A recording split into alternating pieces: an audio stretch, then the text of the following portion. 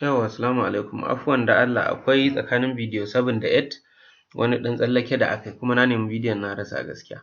Shi ne na ce bari mu sake yi a nan. Logical operators ne muka ɗan yi. A misali ya ake yin amfani da logical operator. Logical operator dama logic true or false ne. Ƙaddara kana da wani array ɗinka.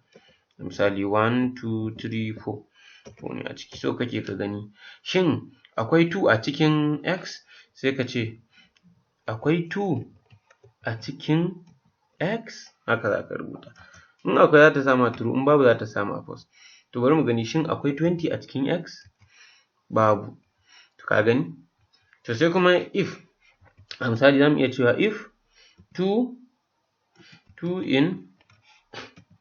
in x, sai ka haka sai ka ce print akwai 2 a cikin x. Aka iya cewa else a misali. Else in babu kenan sai ka ce print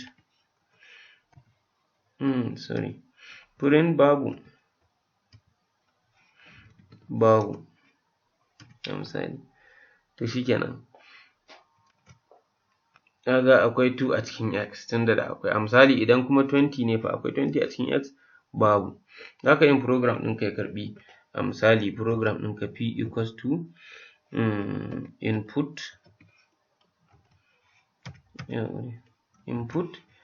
sai ka ce amma int muke so ko? int input kamar yadda muka yi nan sai mu ce enter value. Yawwa shikenan. Zai ce enter value ka saka 5. Kaga yana yi kenan. Sai ka zo nan gurin sai ka ce sai ka ɗauko wannan control C ɗinka sai ka saka shi a ƙarƙashi control V. Kaga kenan zai running wannan conditions ɗin akan amma yanzu sai a nan gurin a maimakon sai ya zama P kenan. P ɗin ƙarama ce ko babba dai wa ya sani. Yawwa. To idan ka rona zai ce enter value. Idan ka saka 4 zai ce maka akwai 2. Oh yi haƙuri.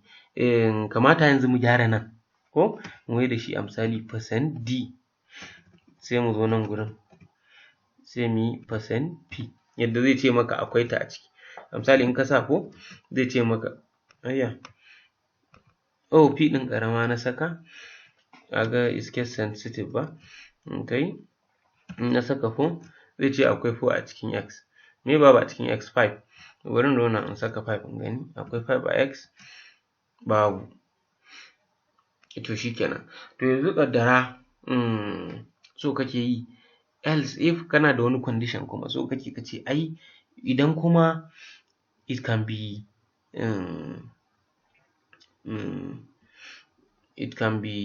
divisible by 2 a misali so kake ka ce in number can be divisible by 2 shi kuma a yi wani abu Python ya execute wani abu sai ka yi amfani da elif sai ka bada condition ɗinka elif p mod 2 equals to 0. Abinda ake magana da mod 2 shine wannan mod 2 ɗin yana nufin bari in zo nan gurin ɗan rona maka wani abu 3 mod 2 zai baka 1. Idan kenan 2 za ta shiga cikin 3 sau ɗaya kuma za a samu ragowa remainder shine mod. A misali in na ce 5 mod 2 me kake expecting? Zai baka 1 saboda 2 za ta shiga cikin 5 sau 2 wato 4 kenan akwai remainder 1. Amma in na ce 6 mod 2 me zai baka?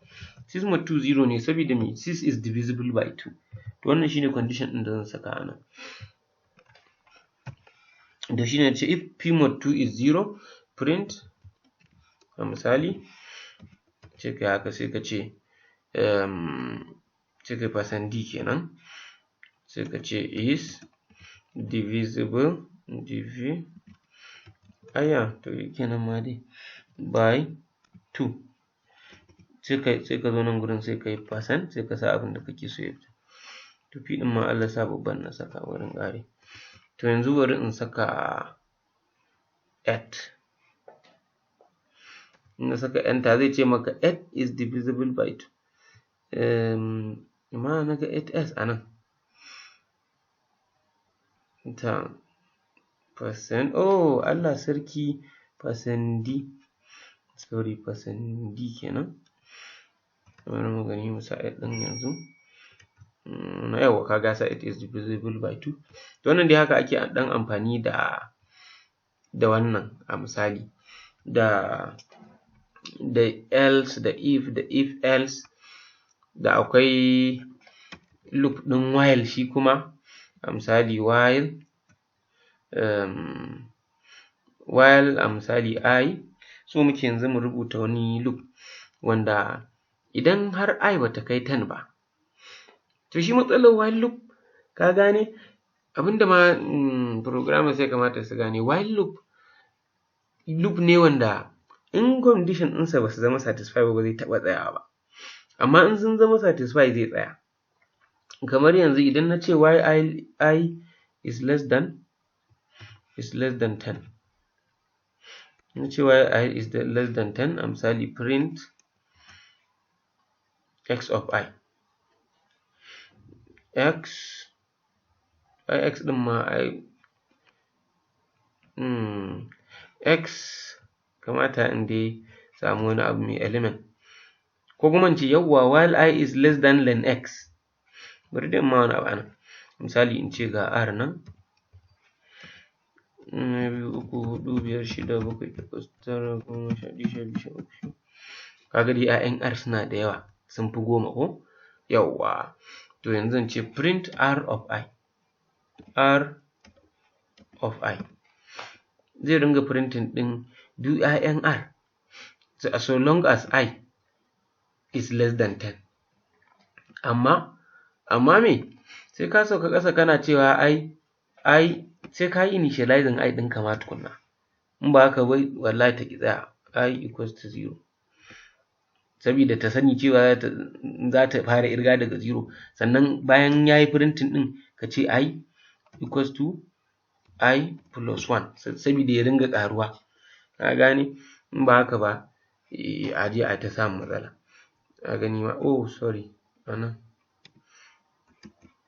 Ka gani zai printing ɗin 'ya'yan ka gani yana ta printing ɗinsu, yayi na 1, yayi na 2, yayi na 3, yayi na 4, yayi na 5, yayi na 6, yayi na 7, yayi na 8, yayi na 9, yayi na 10, kuma ba zai wuce ba. Amma idan muka duba muka gani to shin len r ai ya wuce 10 ko len r me tsawon ki len r is 14.